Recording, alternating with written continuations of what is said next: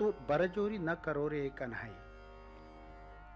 अशा तऱ्हेचं वाक्य काव्य कितीतरी तऱ्हाने आलं असेल, परंतु हेच काव्य हीच बंदिश त्या तऱ्हेनं अशी पोचवायची की बरजोरी न करो रे एक नाही याला साधारण अर्थ आहे, परंतु ते स्वर आणि ताल असं घेतल्यानंतर रंग निर्माण होतात. आणखी श्रोता त्याच्यात जवळ येतो त्या गीताच्या.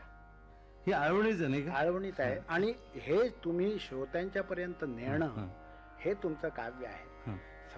आपल्या प्रोग्राम मध्ये असं समजण्यात काही अर्थ नसतो की तुम्हाला काही समजत नाही, प्रेक्षक काही समजत नव्हते. प्रेक्षक अत्यंत चांगले जाणकार असतात, प्रेक्षक बघताय धरलेलंच आहे. अगदी बरोबर. आणि त्याला तुम्ही काय करता हे कळत असतं. तो जर रंगत नसेल त्याच्यात तर तुमचं गाणंच कुठंतरी कमी पडतं असं समजावं. मला वाटतं म्हणून बाळगंधर्व मायबाप हो म्हणत होते. हे नाही, गाणं जी मैफिल असते ती प्रत्येक शनिवारची तुमची परीक्षा असते.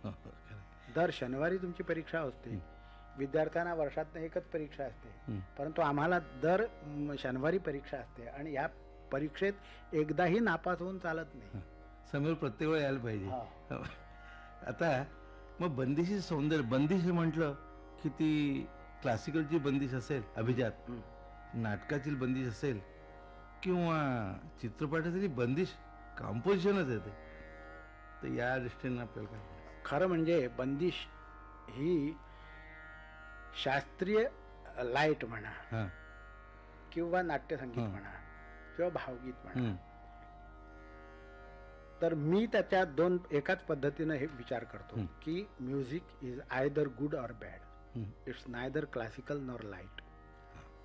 मी जरा आम्हाला सांगा ना, म्हणजे गुड काय ते. म्हणजे एखादा क्लासिकलची बंदिश सुद्धा वाईट म्हणू शकतो, आणखी एखादा भावगीत क्लासिकलच्या लेवलवर नेऊ शकतो. खरंय, अगदी खरं.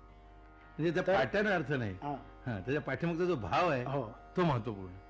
तर ती ताकद स्वतः गवयात असणं हाच शेवटी तपस्येचा भाग असतो. बरोबर. की आता तुम्हाला एक उदाहरण आपण जगन्नाथ बुवांची बंदिश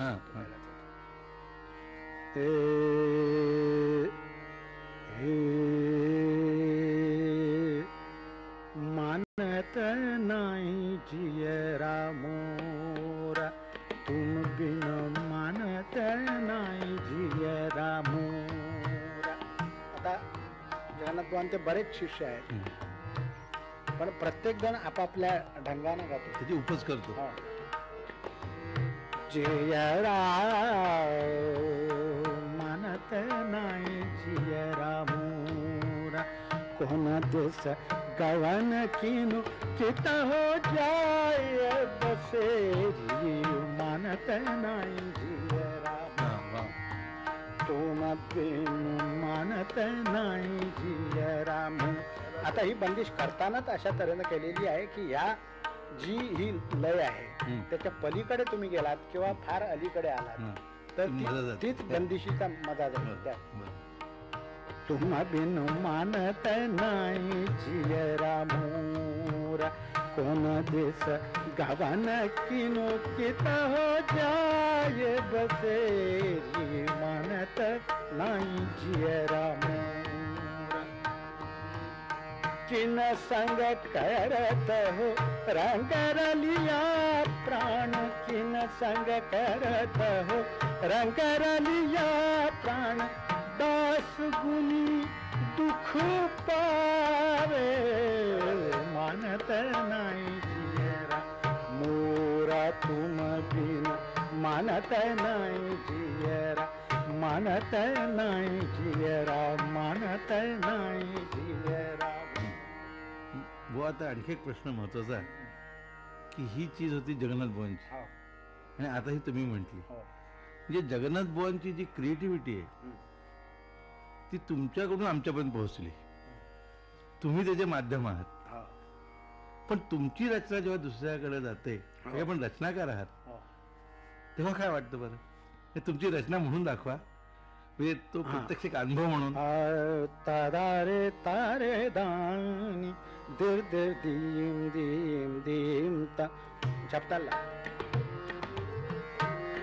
दिर दिर दीम दीम दीम तानूम तारे तारे दानी दिर दिर दीम दीम तानूम तानूम ताना देना ताना देना ताना देना तारे दानी दिर दिर दीम तानूम. एका झपताला तर हा वेगळ्या तऱ्हेने केलेला विचार आहे. हो. तारे तारे दानी दिर दिर दीम दीम दीम तानूम तारे तारे तानूम ताना देना तानूम ताना देना देना देना देना तारे दान तक धिलांग धुमिचे तक तक्राम तकधा तक्राम तकधा तक्राम तकधा तारे तारे दान दिर दिर दीम तानूम. आता मी ही बंदिश माझ्या शिष्याला शिकवली समजा, हो. किंवा कोणी जर मागितली हो, त्याला हो, शिकवली, हो. तर एक पाहीन की या माणसाची झेप कितपत आहे.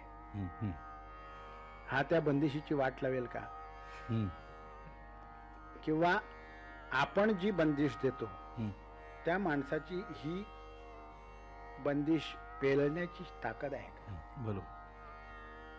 त्याच्यानंतर असा विचार करून की आपल्यापेक्षा काहीतरी हा वेगळा करण्याचा प्रयत्न करतोय, तर त्याला तिथं फ्रीडम दे. म्हणजे मला वाटतं आपण एकीकडं त्या बंदिशीचे जे कम्युनिकेटिव्ह म्हणजे जे काही त्या बंदिशी सांगायचंय त्याच्या अतिव्याप्ती आणि अव्याप्तीचा दोष येऊ नये, हो तर दुसरीकडं तो सांगताना त्याचंही स्वातंत्र्य राहावं, हो. हे आपण अगदी पण मातेप्रमाणे जपता. गुरु आणि माता असं म्हणतात हो, हो. की त्या शिष्याला फुलवायचं असतं. स्वातंत्र्य कुणाला द्यायचं असतं हा. की योग्य असेल तर. हा, त्याची जबाबदारी जाणणाऱ्या माणसाला स्वातंत्र्य हो. द्यायचं असतं. म्हणजे परंतु सर्वसाधारण कोणी जर असेल, बंधनातून हो त्या स्वातंत्र्याकडे हो जायचं. हो, म्हणजे त्यानं आपण ही बंदिश गाताना आपलं हा. कर्तव्य काय आहे हं. आणि आपल्याला फ्रीडम कुठं आहे, हं. या दोन्हीचा विचार मग करा. याचं एखादं उदाहरण सांगा ना, म्हणजे व्हेरिएशन आता- कसं.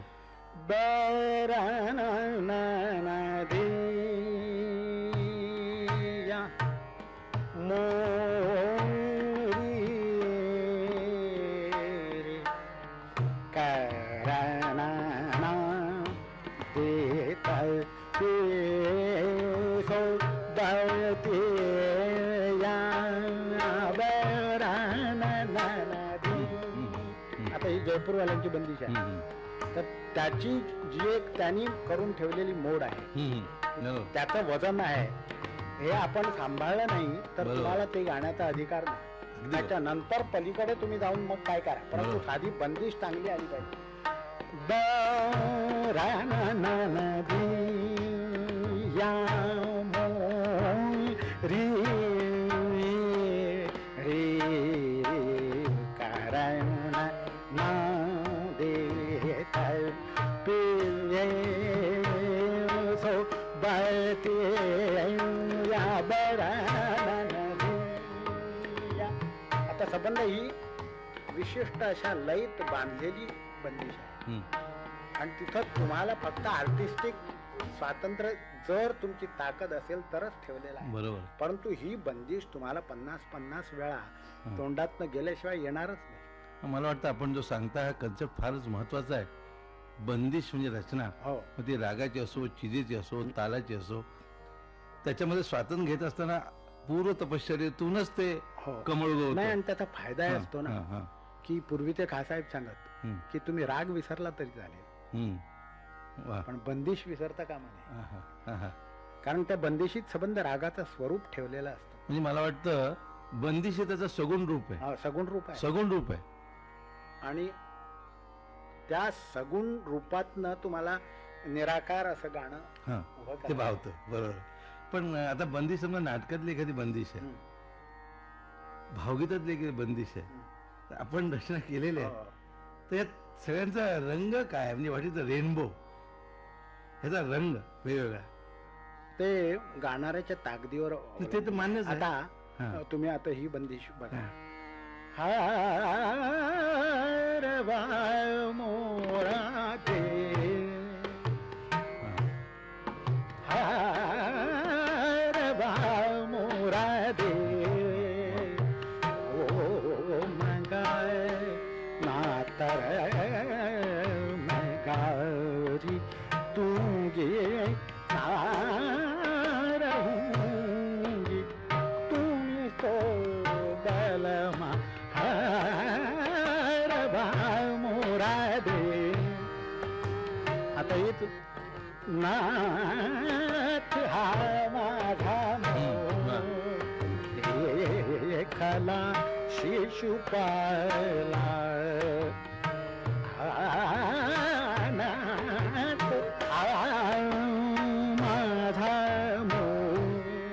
आता ही ओरिजिनल जी बंदिश आहे ही जवळजवळ टप्पा अंगानं हो हो बरोबर. बांधलेली बंदिश आहे. हो, परंतु मराठीत नाट्यसंगीताला आल्यानंतर नाट्यसंगीतात आल्यानंतर हम्म. किंवा नाटकात नाटकात आल्यानंतर हे एक अप्लाइड फॉर्म झालं. हा मला वाटतं आपण जे म्हणताय आता परंपरेला ते तो म्हणीच तुम्ही वेगळा सांगताय. म्हणजे जसं कीर्तनामध्ये जेव्हा खरा टप्पा म्हटला जाईल हो, हो. तो कीर्तनात टप्पा आहे, हो तसं नाटकात हे पद आहे. हो हा तर सारखा नव्हे, परंतु मराठी शब्द हा ते नाटक हम्म. तो प्रसंग संदर्भ हा. प्रसंग संदर्भ हा, हो, नाटकातला हो, आणि गाणारी व्यक्ती हा.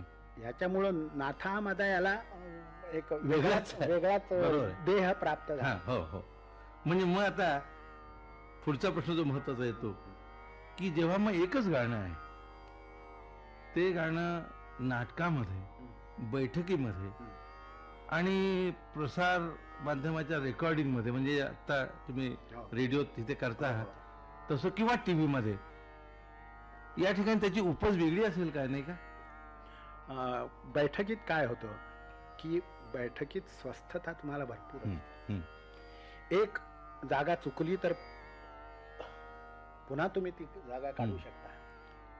आणि मला दुसरं वाटतं म्हणजे- गाण्यावर जास्त भर आहे. संगीताचा हो, जो संगीताचा विस्तार. हो हा हे थोडक्यात बघायचं म्हणजे आपण असं म्हणतो गाण्याच्या भाषेत, आम्ही असं म्हणतो की तुम्हाला जर आमिर खानचं दरबारी गाणं म्हणजे एक मायक्रोस्कोपिक तुम्हाला तो गंधा निशात बघायला मिळतो, हो. तसं स्वराची जी मांडणी आहे ती क्लासिकल मध्ये तुम्हाला खोलवर बघायला मिळते, बघायला मिळते. डेप्थ. हो, आणि बैठकीत तुम्हाला अनेक प्रयोग करून हा. बघण्याची हा. एक संधी मिळत हा. असते. पण तेच जर नाटकात आलं तर काय होतं? नाटकात तिथं वेळ कमी, हा, वेळ आणि कमी, miniature form आहे. मिनिएचर फॉर्म आहे हम्म, म्हणून ते अप्लाइड आर्ट म्हणतो. हो, आणि तेच रेकॉर्डिंग झालं म्हणजे मग आणखी जड होतं. ते त्याला बंधनं पडतात. हा, आणि जड पण हो, होतं. परंतु आपलं कर्तव्य असतं की हम्म. त्या बंधनात सुद्धा चांगल्या तऱ्हेनं मांडायचं. आता पंडितजी एक महत्वाचा यातून उद्भवणारा प्रश्न की रचनाकार जो असतो हम्म.